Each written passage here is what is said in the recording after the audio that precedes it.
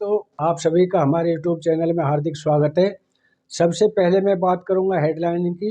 सैनिक समाचारों में सबसे पहले हेडलाइन में है कि सैनिक से कसम परेड में क्या कसम खिलाते हैं, यानी उनसे क्या कसम दी जाती है, क्या कसम उनसे ली जाती है। इसका मैं आपको वीडियो दिखाऊंगा और फिर इस तरह की कसम लेने के बाद उन सैनिकों के प्रति किस तरह के लोग जो है कमेंट लगाते हैं, वो शर्म आनी चाहिए। तो मैं इनको वीडियो दिखाऊंगा कि सैनिक को क्या कसम दी जाती है और क्या कसम वो देकर पासिंग आउट होते हैं। और उसके बाद मैं 18 महीने की डीएरियर की बात करूंगा कि 18 महीने के डीएरियर के मुद्दे में दम है, यानी कर्मचारियों का अधिकार है। फिर उठी मांग, साथियों इसकी दोबारा से मांग उठी है और ये मिलने के पूरे चांस हैं। आगे मैं इस पर विस्तृत में बात करूंगा, विस्तार से बताऊंगा। और अगला है लेफ्टिनेंट कर्नल पीटी से गुम एसएम ने, यानी सूबेदार मेजर ने कराई एफआईआर।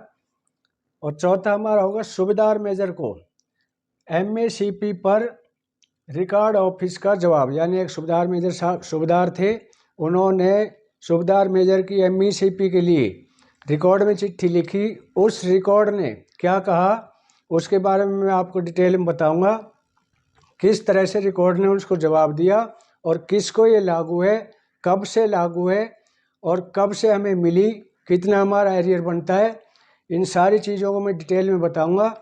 अगला हमारा होगा जिम्मेदारी किसकी, इस्तीफा कोर्ट मार्शल की मांग, यानी कोर्ट मार्शल की मांग की है, किसकी जिम्मेदारी है, कौन भगता है।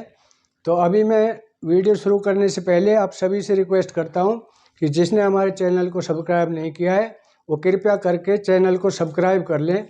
तो चलिए शुरू करते हैं। सबसे पहले हम दिखाते हैं कि सैनिक कसम परेड में सैनिक को क्या कसम खिलाई जाती है। वीडियो देखें। प्रतिज्ञा करता हूं कि मैं कानून द्वारा बनाए गए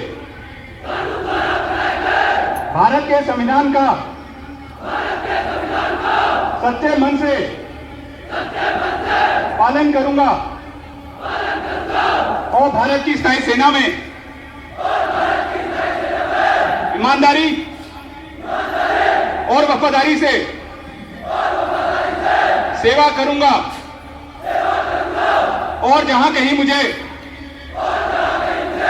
पृथ्वी, हवा और समुद्र के रास्ते से भेजा जाएगा मैं खुशी से जाऊंगा। मैं भारत के राष्ट्रपति और उस अधिकारी का जो मेरे ऊपर नियुक्त किया जाएगा सभी आज्ञाओं को मानूंगा और उनका पालन करूंगा, चाहे इसमें मुझे अपना जीवन भी बलिदान करना पड़े। कोई मीटिंग होती है और मीटिंग में एजेंडा उठते हैं तो वो सर्कुलेट किए जाते हैं। तो डीओपीटी की तरफ से उस पर कुछ मुद्दे उठाए गए थे। किसने मुद्दे उठाए, किसके सामने उठाए, आखिर क्या हुआ। तो आप देख सकते हो कि जेसीएम की 63rd मीटिंग ज्वाइंट कंसिडरी मशीनरी, और जो कर्मचारियों के मुद्दे को सरकार के साथ उठाती है, तो उन्होंने इस मुद्दे को उठाया और दोबारा से 18 महीने डीएरियर की मांग उठाई। अब इसकी सच्चाई क्या है, चलो खबर पे चलते हैं, इसके फैक्ट्स बताते हैं।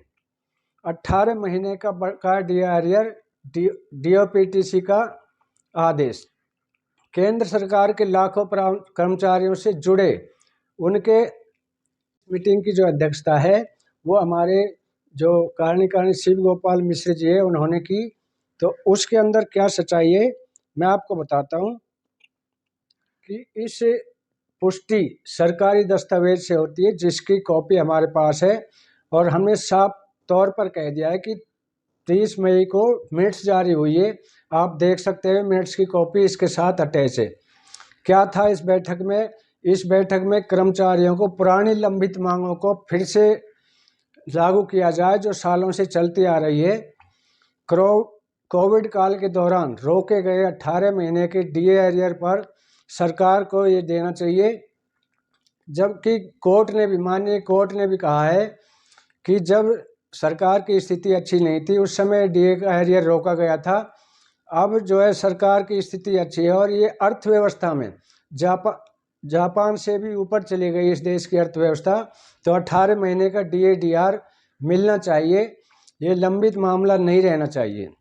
अगर सरकार इसका भुगतान करे तो कर्मचारियों का भरोसा सरकार के ऊपर और भी सुदृढ़ हो जाएगा। तो जैसे ही माननीय सुप्रीम कोर्ट ने जवाब दिया था कि स्थिति सही हो जाएगी तो हम इसका भुगतान कर देंगे, ये कर्मचारियों का हक है, ये रोका नहीं जाएगा, इस पर किसी भी किस्म की सरकार की कोई भी प्रतिक्रिया नहीं दी जाएगी। और यह जैसे ही देश की सामान्य स्थिति सही हो जाएगी तो ये आपका जो डीए का एरियर है ये वापस कर दिया जाएगा। तो दोस्तों ये हवा में नहीं है, अभी भी ये ग्राउंड पे है और इसकी मांग जोरों पर चली हुई है। तो अगला बैठक में मांग उठाई कि जो TOR है, टर्म्स ऑफ रेफरेंस है, उनको आगे ले जाओ और 8वें वेतन आयोग की कमेटी का गठन करो, जितना जल्दी हो सके गठन किया जाए। कमेटी 8वें वेतन कमेटी में एक अध्यक्ष, एक सचिव और 2 मेंबर नियुक्त किए जाएं और अति शीघ्र इस कमेटी का जो है गठन किया जाए। तो आइटम नंबर 3.2 पर उस पर 18 महीने के डीए एरियर को स्टाफ साइड की डिमांड, उन्होंने कहा कि reiterated request for DR payment January 2020 to June 2021 department of expenditure request give to continue fiscal implement of COVID-19 and at the major payment of arrears considered. उन्होंने कहा है कि उसका असर है कि अभी स्थिति ऐसी नहीं है कि हम आपको भुगतान कर सकें। ये आप देख सकते हो, लेटर भी आपके साथ शेयर करना चाहता हूँ। बात यह है कि यदि आपको बच्चा रोएगा नहीं तो माँ दूध नहीं देगी। तो दोस्तों JCM लगातार हमारी सबकी ये मांग उठा रहा है, सरकार पर दबाव बना रहा है और सरकार पर दबाव बनाने में ज़रूर कामयाबी मिलेगी। तो उन्होंने कहा है कि हम उस स्थिति में नहीं हैं, ये सरकार का काम है। वो आपकी जो है उन्होंने जब तक प्रेशर नहीं दोगे तब तक सरकार इसको मानने वाली नहीं है। तो खासकर बातें ज़्यादा करती है सरकार और देने के मामले में घुमा फिरा कर प्रचार ज़्यादा करेगी और त्रुटियाँ ज़्यादा होगी। तो इसलिए उन्होंने कहा है कि हम इस मुद्दे को कंटिन्यू, तो ये तो दोस्तों JCM के 8वें वेतन की अपडेट और फाइनल आयोग की घोषणा और साथ ही 18 महीने के डीआर पर मांग, जो कि मीटिंग में मांग रखी गई थी। अभी ऐसी अफवाहें हो रही हैं किस्तें जारी हो गई, मिलने वाला है, ऐसा कुछ नहीं है, अभी तक सिर्फ इसकी मांग जोरों पर है। तो अगली मैं न्यूज़ बताऊंगी, आखिर कहाँ गया लेफ्टिनेंट कर्नल। पीटी में तो था लेकिन पीटी से अपने घर नहीं पहुंचा और 48 घंटे होने के बावजूद पूरा कैंप छान मारा, पुलिस लगी हुई है, लेकिन अभी तक किसी लेफ्टिनेंट कर्नल साहब का अता पता नहीं है। बड़ी हैरानी की बात है। तो उन्होंने कहा कि महार रेजिमेंट का जो लेफ्टिनेंट साहब था, लेफ्टिनेंट कर्नल साहब, ये सागर की बात है, सागर में महार का जो है ट्रेनिंग सेंटर है। तो महार रेजिमेंट के लेफ्टिनेंट कर्नल साहब सुबह नियमित पीटी में शामिल हुए, उसके बाद अभी तक उनका पता नहीं चला है कि वो कहाँ चले गए और सेना उनका पता लगाने में जुटी हुई है। और उसके बाद सेना की ओर से सूबेदार मेजर ने गुमशुदगी की रिपोर्ट जो है दर्ज कराई है। तो गायब हुए लेफ्टिनेंट कर्नल की पुलिस सख्ती से जांच कर रही है। तो 2 जून सोमवार शाम को कुछ कर्मचारी अधिकारी जो लेफ्टिनेंट कर्नल साहब को ढूंढने में सुबह से ही जो लगे हुए हैं, लेकिन अभी तक कर्नल साहब का कोई भी अता पता नहीं है। सुबह 6:30 पर जब पीटी हो रही थी तो उसके बाद किसी ने उनको नहीं देखा। पीटी में वो शामिल जरूर हुए थे लेकिन पीटी ड्रेस में देखा था और उसके बाद लेफ्टिनेंट कर्नल साहब कहीं नज़र नहीं आए। अभी तक उनका कोई अता पता नहीं है।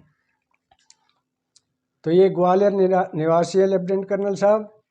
और अगली जानकारी जो है, एक सूबेदार मेजर साहब थे, उन्होंने MACP यानी सूबेदार मेजर की पेंशन के लिए MACP के लिए रिकॉर्ड को चिट्ठी लिखी और रिकॉर्ड ने उस चिट्ठी का क्या जवाब दिया रिकॉर्ड ने जवाब दिया कि जो MACP है वो 8, 16, 24, यानी यदि सिपाही है 8 साल में प्रमोशन नहीं मिला तो उसको नायक के बराबर जो पेंशन सैलरी मिलेगी।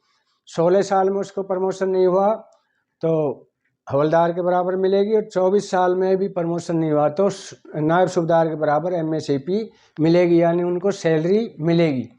तो ऐसा ही एक केस है कि एक सूबेदार साहब ने MACP के लिए रिकॉर्ड को जवाब दिया, चिट्ठी लिखी। अब रिकॉर्ड ने क्या जवाब दिया है कि सबसे पहले फर्स्ट ऑफ ऑल आप सभी को पता होना चाहिए कि ये MACP कब से लागू हुई।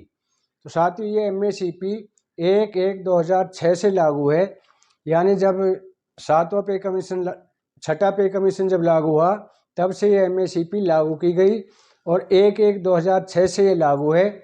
लेकिन ये दी कब से गई? 1/9/2008 से, यानी 1 सितंबर से दी गई, जबकि ये लागू हमें 1/1/2006 से है। तो जिसको भी इस अवधि से लेकर इस अवधि तक का मिला है वो सब एरियर के हकदार हैं, क्योंकि MACP 1/1/2006 से लागू है, लेकिन मैक्सिमम गवर्नमेंट ने 1/9/2008 से दी गई है। तो इसके बीच का एरियर कुछ लोगों को मिल गया है, जो जागरूक है वो एरियर ले चुके हैं। जिनको जागरूक नहीं है अभी तक भी इस एरियर से वंचित है। तो जिन्होंने भी एरियर नहीं मिला है MACP का और 1/9 से मिला है तो वो इस एरियर की अपनी कंप्लेंट डाल सकते हैं CP ग्राम में, और ये एरियर ले सकते हैं, यानी 1/1/6 से लेकर 1/9/2008 तक के बीच का एरियर ले सकते हैं। सरकार ने ऐसा किया है कि यहाँ से सीधा शुरू कर दिया 1 सितंबर 2008 से, जबकि लागू हमें थी 1/1/2006 से। तो इसमें जो एरियर की हकदार हैं वो CP ग्राम में अपना कंप्लेंट डाल सकते हैं, अपना एरियर चेक कर सकते हैं। तो इसकी दूसरी कंडीशन क्या है? इसकी दूसरी कंडीशन है फिजिकल लेंथ ऑफ सर्विस, मतलब फिजिकल लेंथ ऑफ सर्विस, यानी 24 साल का मतलब 24 साल। ये नहीं कि इस 24 साल में कुछ उसको मान लो पनिशमेंट मिला है, या उसकी छुट्टियां कटी हैं, या वो एब्सेंट विदाउट लीव रहा है, तो ये पूरे 24 साल अगर उसके नहीं होते हैं तो भी वो MACP का हकदार नहीं है। तो रिकॉर्ड ने ये लेटर लिखा है कि जिसकी फिजिकल जो सर्विस है वो 24 साल होनी चाहिए, उसी को MACP नायब सूबेदार का जो है सैलरी मिलेगी, पेंशन मिलेगी। और अगली मैं बात करता हूँ कि जिम्मेदारी किसकी? इस्तीफा दे कोर्ट मार्शल की मांग। तो जो पहलगांव हमला हुआ था, मिलिटेंस हमला था, तो इस पर एक जनता ने एक नोटिफिकेशन दिया है कि किसकी जिम्मेदारी थी इस हमले को। गृह मंत्री की जिम्मेदारी थी, सेना की जिम्मेदारी, किसकी जिम्मेदारी थी? तो जिसकी भी जिम्मेदारी थी और उसने वो जिम्मेदारी नहीं निभाई तो उसको उसका कोर्ट मार्शल की जाए, उसके कोर्ट मार्शल की मांग की। यदि सेना की गलती है तो सेना के अधिकारियों को कोर्ट मार्शल, और गृह मंत्री की गलती है तो गृह मंत्री इस्तीफा दें। तो साथियों ये थी हमारी आज की जानकारी अच्छी लगी हो तो वीडियो को लाइक, शेयर और सब्सक्राइब करें। इसी तरह की किसी अन्य नई जानकारी को लेकर कल फिर मिलेंगे। तब तक के लिए जय हिंद, जय भारत।